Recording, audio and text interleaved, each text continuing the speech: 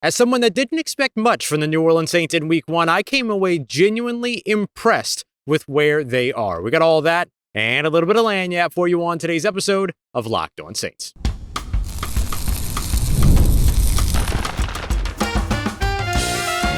You are Locked On Saints, your daily New Orleans Saints podcast. Part of the Locked On Podcast Network, your team every day. What is good, Who Dat Nation and Who Dat family? I am your host, your friend, Ross Jackson, New Orleans native, your New Orleans Saints expert and credentialed member of the media covering those New Orleans Saints as a Saints beat writer over at LouisianaSports.net. And on today's episode of Locked On Saints, we'll go through what got in the New Orleans Saints' way in their 13-20 loss in the season opener to the Arizona Cardinals. But I want to kick everything off in this quick post-game episode with a look at what actually impressed me about this team. We got all that coming up for you on today's show. We appreciate you very much, whether it's your first time or your next time, being here with us this time, making us your first listen, and being an everydayer here on the show, which is a proud part of the Locked On Podcast Network, your team every day. And by the way, we'll end today's show, as we will with every post-game show, with something positive and something to look forward to, because we ain't overreacting during the 2025 NFL season. I can promise you that right now. And speaking of not overreacting, I'm not going to overreact to a Week 1 loss that I expected for the New Orleans Saints, but I'll tell you what I will react to. I'll react to the things that actually impressed me. The Saints actually look better than I thought that they were going to look coming out here Week 1, going up against the Arizona Cardinals with a brand new head coach, a brand new offense, brand new defensive coordinator, brand new defense, brand new special teams coordinator, brand new things that they're trying on special teams, and of course, new rule changes across the league on special teams, brand new quarterback, brand new players on offense and defense, so on and so forth. With all of that, I thought the New Orleans Saints were going to look much worse than they did out here. Now, I did predict them to score 19 points, but 19 points, as you can put together, is a touchdown and 4 field goals. So I got pretty close. It was almost a touchdown and 2, or really it was almost 3 field goals, except Blake Grupe uncharacteristically missing a 37-yarder. But I don't want to talk about what went wrong first. I want to talk about the things that impressed me. Let's start off with this first. I thought that the Saints started off stronger, much stronger than I thought that they would expect at the beginning of the game, both on offense and on defense. Forcing that early punt with around 11 minutes left in the first quarter early on, I thought that the defense had the dome rocking. It was the loudest that I had heard the Superdome in a little while. We saw good plays from sacks to tackles for a loss. The Saints finished the first quarter rather, of this game up against the Arizona Cardinals with 3 sacks in the first 2 possessions. I thought that they started off pretty strong. There was a defensive pass interference penalty that helped to convert a 3rd and 9 that I thought was pretty bogus on Kool-Aid McKinstry. And there were a couple of other things that didn't necessarily go the Saints' way. For instance, the first offensive possession for Arizona was a punt, and then the next 4 possessions were all scores for Arizona. Field goal, touchdown, touchdown, field goal. But then I thought that the Saints closed out pretty well late in the game as well, particularly over the defensive side, only allowing 3 points in the second half, and that offense putting together a couple of really good drives towards the end. When you get to a 1st and goal from the 3, though, you absolutely want to get into the end zone there. So having to settle for a field goal in that, not necessarily great, especially when you're deep in the red zone that way. But that 2-minute drive, even though it came up empty on points, was maybe some of the best football I've seen from this team over the course of maybe the last year and now this game. Certainly better than most of the things that we saw over the course of the preseason, with the exception of some of those good situational moments that they did have in the preseason. So I thought that the team started on both sides of the field well and finished on both sides of the field as well as expected. But it was the middle portion of the game where things kind of sunk, that 3rd quarter in particular, or that 2nd and 3rd quarter in particular. And that's kind of the thing, right? A lot of these games are won and lost in the last 5 minutes of the 2nd quarter and the first 5 minutes of the 3rd quarter. And that's where the Saints didn't necessarily play their strongest ball, coming out 3 and out at the end of the first half, or rather coming into the second half.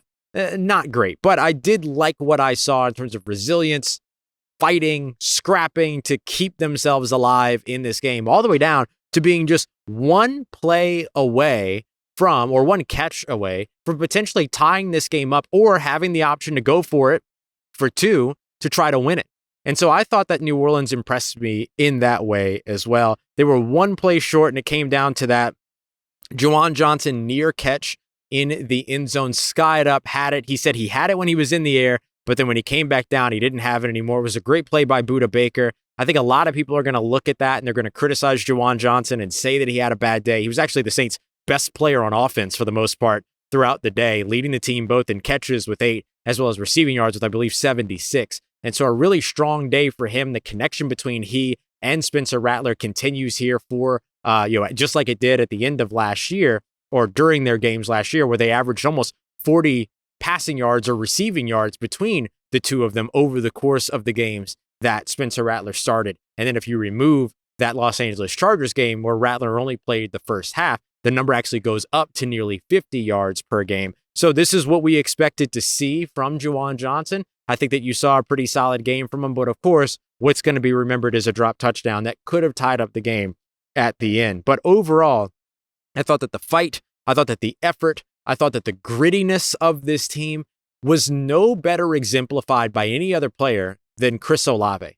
Chris Olave got what looked like maybe his ankle twisted up or some lower leg injury, went to the sideline, didn't go to the injury tent. They put the injury tent up for him. He went back out on the field. He said nope, and he went back out on the field. And then later on, he got blown up on a play by Will Johnson on sort of this quick pass over to the left. Spencer Rattler talked about it. It was exactly the way that play should have gone, but they just had the right play call there.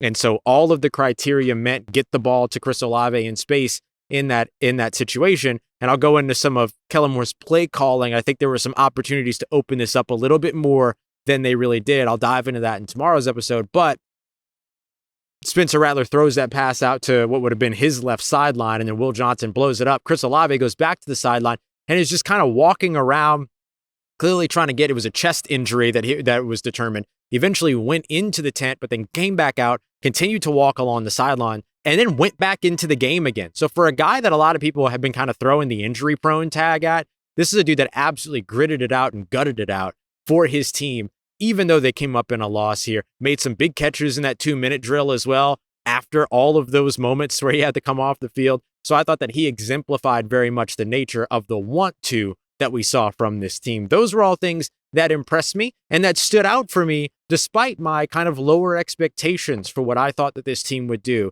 here as they opened up their week. Coming up next, the Saints did a lot of things that you can build upon, but they also did a lot of things that they must absolutely fix. And unfortunately, despite all the newness around the team, it was a lot of the same old stuff from the past couple of years. Let's break down what got in the Saints' way, and we'll end on a positive note as we wrap up today's quick emergency bonus episode recapping the Saints' loss to the Arizona Cardinals here on Locked On Saints, part of Locked On Podcast Network, your team every day. Today's episode of Locked On Saints is brought to you by our friends over at Prize Picks, the easiest and, in my opinion, most fun way to play daily fantasy sports. All you got to do is pick more or less on 2 to 6 players and their Prize Picks projections, and you can win and turn all of your football knowledge into some big-time rewards and awards over at Prize Picks. They also give you some max discounts as well. Coming up next week, Travis Kelce, only going to have a Prize Picks projection of a half a receiving yard. So if you think Travis Kelce next week can get 1 receiving yard, that's a really, really good place to get started. Then pick a few other players so you can walk away with a big dub today over at Prize Picks. Download the Prize Picks app today and use code LOCKEDONNFL. It'll get you $50 in lineups when you play your first $5 lineup. That's code LOCKEDONNFL, LOCKEDON NFL for $50 in lineups after you play your first $5 lineup. Prize Picks, it's good to be right. Today's episode also brought to you by our friends over at Game Time. The NFL season is back, and there's no better place to go and get your tickets, especially if you're like me and you're spontaneous and you end up wanting to go to an NFL game at the last minute. There's no better place for last minute tickets than Game Time. I pulled up the Game Time app just to kind of check and see what was going on here, take a look at some of the NFL games across the league and across the country. And with just a couple of taps, I found some amazing deals. I'm talking about your favorite NFL teams for less than $100 per seat. You can find that and much more over at Game Time today. Don't forget to toggle on all-in pricing so that you can see all of those fees before you get to checkout. You can even see views from your seats before you buy them as well. So download the Game Time app today, create an account, and use the promo code LOCKEDONNFL to get $20 off of your first purchase. Terms apply. Again, that's promo code LOCKEDONNFL for $20 off. Swipe, tap, ticket. Go download Game Time today. Today's episode is brought to you by friends over at the Upside app. Are you still paying full price for gas? What are you doing? Go to your App Store or Google Play Store and download the free Upside app today, which is going to give you cashback, bonuses, rewards on every time that you fill up at the gas pump, turning your commute that you're already taking into cash coming back to you. And don't forget to use our limited time promo code touchdown so you can get an extra 25 cents per gallon on your first fill up with the Upside app. And you can make up to $300 a year from buying the gas that you're already buying. So don't let this offer drive on by past you. Download the free Upside app today and use that promo code touchdown for 25 cents per gallon in bonuses. That's promo code touchdown over at Upside today. Offers vary by user and location. Go to upside.com for terms and conditions.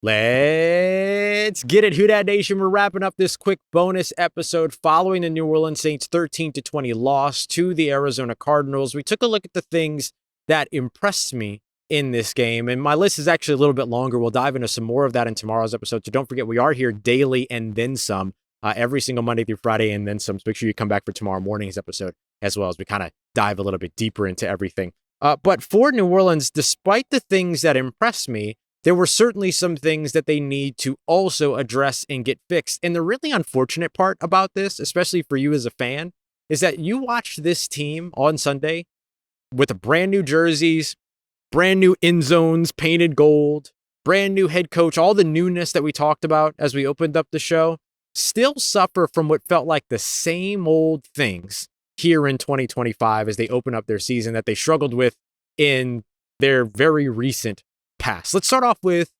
penalties. You know them, you hate them. 13 penalties in this game, I believe the most for a New Orleans Saints opener ever. But as of right now, with still a couple of games left to play in week one at the time that I'm recording this, the most in week one as well.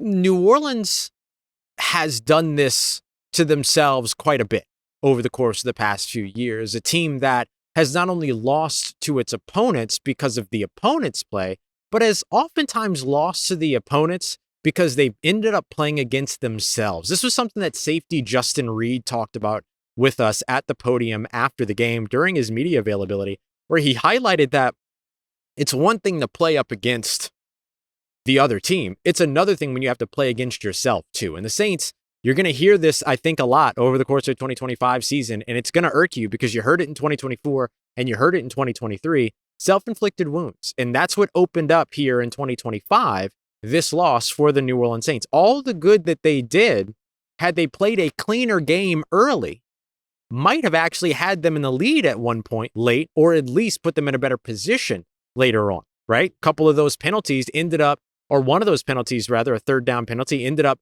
costing the Saints what would have been a third down stop that turned into a score, turned into points over on the other side. So the thing that I want to focus on here is 10 plus penalties by one team going up against a team that does not hit, or that stays in single digits when it comes to penalties. New Orleans had 13 penalties in this game.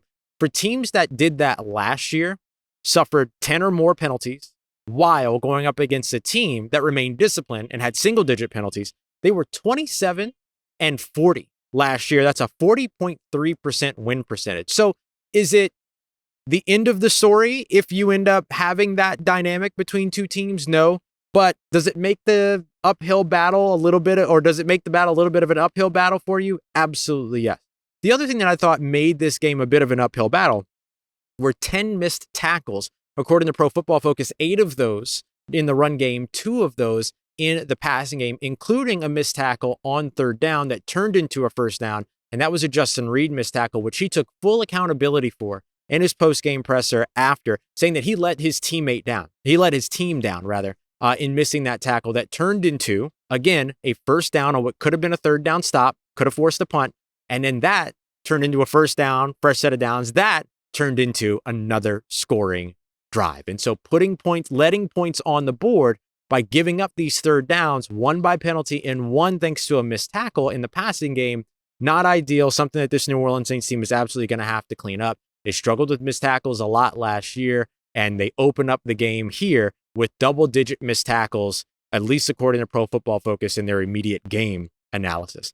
Finally, when it comes to things that they struggled with or that hampered the Saints and kind of limited their abilities here, was third down conversion surrendered. Arizona converted 46% of its third down conversions. Just to give you an idea of where that ranks, the Saints finished the season in 2024 21st in the NFL, allowing it's 41.07, so we'll just call it 41% of third downs to be converted against them last season. Had they allowed 46%, they would have been the 31st ranked team in the NFL, bumping up, getting just below Arizona, who allowed over 45% of their opponents' third down conversions to be converted. So that's not a great place to be for New Orleans. New Orleans last year had 10 games in 2024 where they allowed at least 40% of the opposing team's third downs to be converted. In those 10 games, they went 1-9, and then they open up this game now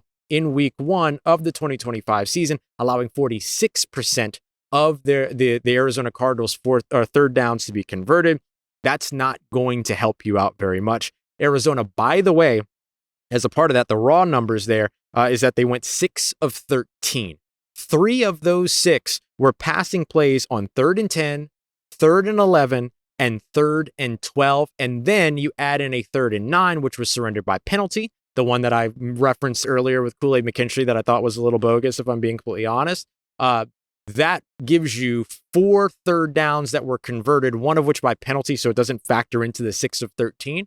But of those, 4 of those were all 3rd and longs. And I'm not talking 3rd and a little long. I'm talking 3rd and long. 9, 10, 11, and 12-yard conversions, one of which by penalty. So those were the 3 things that I thought got in the Saints' way the most. Penalties, missed tackles, third downs, and third down defense in particular. And especially third down defense in the middle of the game. Third down defense at the end of the game, actually quite strong. And so now I want to get to the things that I thought were positive. Situational football. And that situational football includes the 2-minute drive at the end, which was almost a touchdown.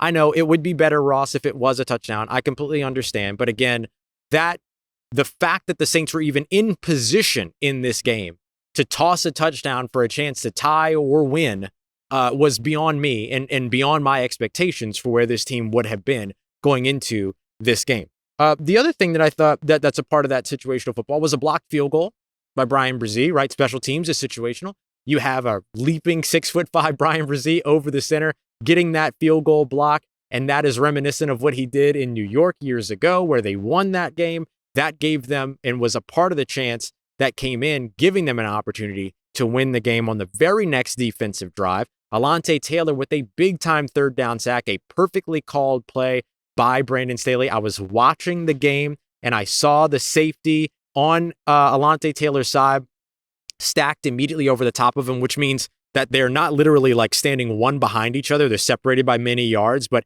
when you see a slot corner and then a safety kind of ready to replace him in coverage, that typically means that slot, that they're showing you that the slot corner is going to blitz. Then you can bluff that blitz or you can actually blitz. They sent Alontae Taylor and he came screaming off that right edge or left edge of the offensive line and got the sack up against Kyler Murray. So last year, he started off with 3 sacks in the game. I had him pegged for 2 in this game, but he still got 1. Really, really good stuff there. The pass rush as a whole as well was impressive. 5 sacks, although they did miss a couple of opportunities. Kyler Murray did get loose and picked up some big yards and things like that. But I thought for the most part, in terms of the damage that Kyler Murray could do or would have done to last year's defense, as the Saints actually did a pretty good job containing him here. And then again, I'll highlight the resilience that to me was exemplified most by Chris Olave, watching this team fight tooth and nail all the way down to the last moments was something that I thought gives you an idea of the culture that Kellen Moore has created. And just like he said in the locker room to the players, losing the first game, the only thing that it means is that you're not going undefeated. So this is a team that'll be looking to rebound again at home in this very stadium as I stand in this Caesars Superdome up against the San Francisco 49ers, who, by the way, injury to watch, tight end George Kittle dealing with a hamstring injury. So be watching out for that over the course of the week. All right, coming up in tomorrow's episode, we'll dive a little bit deeper into some of the play calling, into some of the things we saw on offense and defense that we liked and didn't like. We'll get into some of all that in tomorrow's episode. We appreciate you very much, as always, for making us a part of your day, part of your routine, for saying yes to me and the show. If you see me, please say hi. And if you need anything else around your New Orleans Saints in between these episodes, make sure you follow me on your favorite social media at Ross Jackson, NOLA. Hit me up. Let me know how the family's doing. Let me know how you're living. Let me know how you're momming them. And trust Who Dat Nation, I'll holla at you.